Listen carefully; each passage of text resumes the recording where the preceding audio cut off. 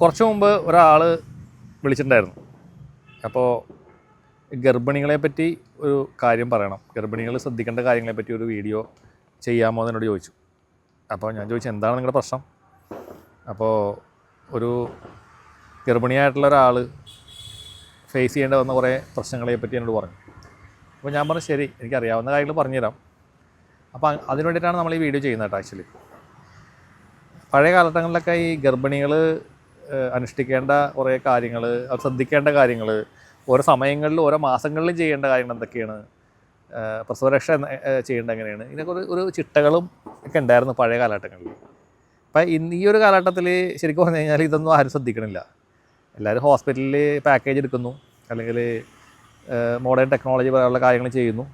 പക്ഷേ അതിൻ്റേതായിട്ടുള്ള കുറേ പ്രശ്നങ്ങളും നമ്മുടെ ഈ പുതിയ തലമുറക്ക് ഉണ്ട് താനും.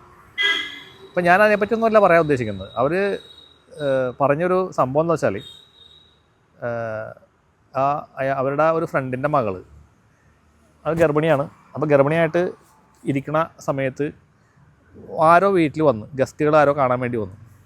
കാണാൻ വന്നു കഴിഞ്ഞപ്പോൾ അവർ വന്ന് എന്തൊക്കെയോ പറഞ്ഞ്, കമൻറ്റുകളൊക്കെ പറഞ്ഞ്, ഇതിനെപ്പറ്റിയൊക്കെ കുറച്ച് പൊക്കിയൊക്കെ കുറച്ച് കമൻറ്റൊക്കെ പറഞ്ഞു കഴിഞ്ഞ് പോയതിന് ശേഷം ഈ പെൺകുട്ടിക്ക് ഭയങ്കരമായ ക്ഷീണം, തളർച്ച, ഭയങ്കര വൊമിറ്റിങ് കാര്യങ്ങളൊക്കെ തുടങ്ങിയാണ്.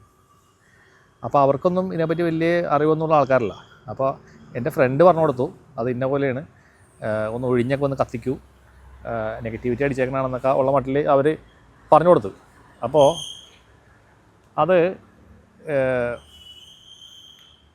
നമ്മൾ ശ്രദ്ധിക്കേണ്ട ഒരു കാര്യമല്ലേ ഒന്ന് ആലോചിച്ച് നോക്കുക. കാരണം എന്താ വെച്ച് കഴിഞ്ഞാൽ ഇപ്പോഴത്തെ പുതിയ കുറേ ആചാരങ്ങളും അനുഷ്ഠാനങ്ങളുണ്ട്. ഈ ഓരോ സമയങ്ങളിൽ ഗർഭിണി ഒരു ഇത്ര മാസമാകുമ്പോൾ മധുരം കൊടുക്കുന്ന പരിപാടി, പിന്നെ ഹൽദി, അങ്ങനെയൊക്കെ പുതിയ കുറേ സമ്പ്രദായങ്ങൾ നമ്മുടെ നാട്ടിലേക്ക് കൊണ്ടുവന്നിട്ടുണ്ട്. നോർത്ത് ഇന്ത്യൻ പരിപാടികളാണ് ഇതൊക്കെ. നോർത്ത് ഇന്ത്യക്കാർ ചെയ്യുന്നത് ഇവർ കണ്ടിട്ടാണ് ഇവരൊക്കെ ഇവിടെ ചെയ്യുന്നത്. പക്ഷേ ഇത് ഇത്രയും ആളുകൾ, ഞാൻ ഒരിക്കലും സ്ഥലത്ത് പോയിട്ടുണ്ടായിരുന്നു പോലെ ഈ മധുരം കൊടുക്കുന്ന എന്തോ ഒരു ഹൽദി ചടങ്ങ്. അപ്പോൾ അവിടെ വരുന്ന ആളുകൾ മുഴുവനും ആ ഗർഭിണിയായ പെൺകുച്ചിന് ഓരോ ലഡുവും അതൊക്കെ സാധനമൊക്കെ ഇങ്ങനെ കൊടുത്തുകൊണ്ടേയിരിക്കുന്നു. അപ്പോൾ ഇത് കണ്ടപ്പോൾ എനിക്ക് ഒരു വല്ലാത്ത വിഷമം തോന്നിപ്പോയി. ഇതൊരു ആരോഗ്യകരമായൊരു കാര്യമാണോ? കാരണം ഈ വരുന്ന ആളുകളുടെ മുഴുവനും ആ എനർജി, ബാഡ് എനർജീസ് ഉള്ള ആൾക്കാരുണ്ടെങ്കിൽ അത് മുഴുവനും ആ കുട്ടിയിലേക്ക് എൻ്റർ ആവുകയാണ് ചെയ്യുന്നത്. അപ്പോൾ ഇതൊക്കെ ഒരു നല്ല നടപടിയായിട്ട് എനിക്ക് തോന്നുന്നില്ല. അനാവശ്യമായിട്ടുള്ള ഇതുപോലുള്ള ചടങ്ങുകൾ നമുക്ക് ഒഴിവാക്കിക്കൂടെ? ആ ഗർഭിണിയായിട്ടുള്ള കുട്ടി, ആ ഗർഭിണിയായ കുട്ടി മാത്രമല്ല, അതിൻ്റെ വയറ്റിലൊരു കുഞ്ഞും വളരുന്നുണ്ട്. അപ്പോൾ അതിനെ സംരക്ഷിക്കേണ്ടതും അതിൻ്റെ ആരോഗ്യം നോക്കേണ്ടതും നമ്മളുടെ ഉത്തരവാദിത്വമാണ്. കാരണവന്മാരുടെ ഉത്തരവാദിത്വമാണ്. നമ്മൾ മലയാളികളൊക്കെ അങ്ങനെയാണല്ലോ, നമ്മൾ കുട്ടികളെയൊക്കെ നന്നായിട്ട് നോക്കുന്ന ആൾക്കാരല്ലേ. അവർക്ക് വേണ്ടുന്നതായ ഗുണകരമായ കാര്യങ്ങൾ പറഞ്ഞു കൊടുക്കുകയും ചെയ്യുന്ന ആൾക്കാരാണ്. അപ്പം ഇതേപോലുള്ള അനാവശ്യമായ ചടങ്ങുകൾ നമുക്ക് ഒഴിവാക്കിക്കൂടെ? അതിലേ നല്ലത്. ഇതൊക്കെ കേൾക്കുമ്പോൾ നിങ്ങളിൽ കുറേ പേർക്ക് തോന്നും ഞാനൊരു പഴഞ്ചനായിട്ടുള്ള മനുഷ്യനാണെന്ന്.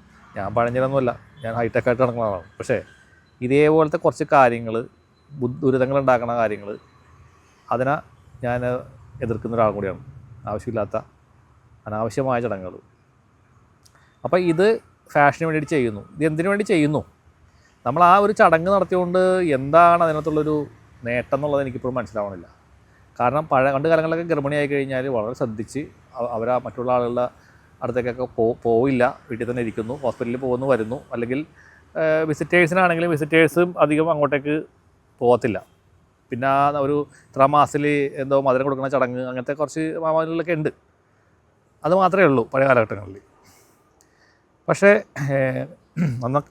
കുറച്ചും കൂടിയും അതിനെപ്പറ്റി അറിയാവുന്ന അമ്മമാരുണ്ടായിരുന്നു പഴയ കാലഘട്ടങ്ങളിൽ. ഇന്നത്തെ ആൾക്കാർക്ക് അറിയില്ല. ആ വൈകുന്നേരം ആകുമ്പോൾ ഒന്ന് ഒഴിഞ്ഞ് ഉപ്പ്, കുറച്ച് കല്ലുപ്പ്, ഒരു മുളക്, കുറച്ച് കടുക്, മഞ്ഞൾപ്പൊടി, കർപ്പൂരമൊക്കെ വെച്ചിട്ട് ഈ കുട്ടിയെ ഒഴിഞ്ഞ് കത്തിക്കും. ചൊവ്വ വെള്ളി ദിവസങ്ങളിലൊക്കെ പുറത്ത് കൊണ്ടുപോയിട്ട് കത്തിക്കും. പുറത്ത് തീ ഉണ്ടാക്കിയിട്ട് അതിൽ കൊണ്ട് കത്തിച്ച് ഒഴിഞ്ഞ് കത്തിച്ച് കളയും. അപ്പോൾ ഇതുപോലുള്ള അൺവാണ്ടഡ് എനർജീസൊക്കെ അതിലാണ് കത്തി അങ്ങോട്ട് പോകും. അപ്പോൾ ഒരു കുഴപ്പമുണ്ടാവില്ല. ആ അമ്മയ്ക്കും കുഞ്ഞിനും ഒരു കുഴപ്പം വരത്തില്ല. അപ്പോൾ ഇത് നമ്മൾ നിസ്സാരമായിട്ട് കാണണ്ട. ഇത് ഭയങ്കരമായൊരു റിച്വലാണ്. അപ്പോൾ ഇതേപോലത്തെ സാഹചര്യങ്ങൾ നിങ്ങൾക്ക് വരികയാണെങ്കിൽ നിങ്ങൾ ഈ ഒരു പരിപാടി മാത്രം ചെയ്താൽ മതി. ആ നെഗറ്റീവ് അങ്ങോട്ട് പോയിക്കോളും. കാരണം നാച്ചുറലായിട്ട് പ്രകൃതിയുടെ ഒരു പ്രൊട്ടക്ഷൻ ഇവർക്കുണ്ട്, അല്ലെങ്കിൽ ആ യൂണിവേഴ്സിൻ്റെ ഒരു പ്രൊട്ടക്ഷൻ അവർക്കുണ്ട്.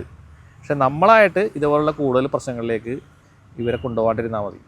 അപ്പോൾ അങ്ങനെ ഇൻ കേസ് അങ്ങനെ വന്നു കഴിഞ്ഞാൽ ഇതുപോലെ ഒന്ന് ഒഴിഞ്ഞ് കത്തിച്ച് കളയുക. അതുകൊണ്ട് ആ നെഗറ്റിവിറ്റി അങ്ങോട്ട് പോകുന്നതായിട്ട് നിങ്ങൾക്ക് കാണാൻ പറ്റും.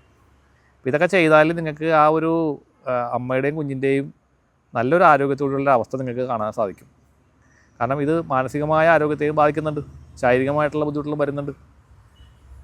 ഇത് നിങ്ങൾ ശ്രദ്ധിക്കുക. എല്ലാവർക്കും നന്മ വരട്ടെ. നമസ്കാരം.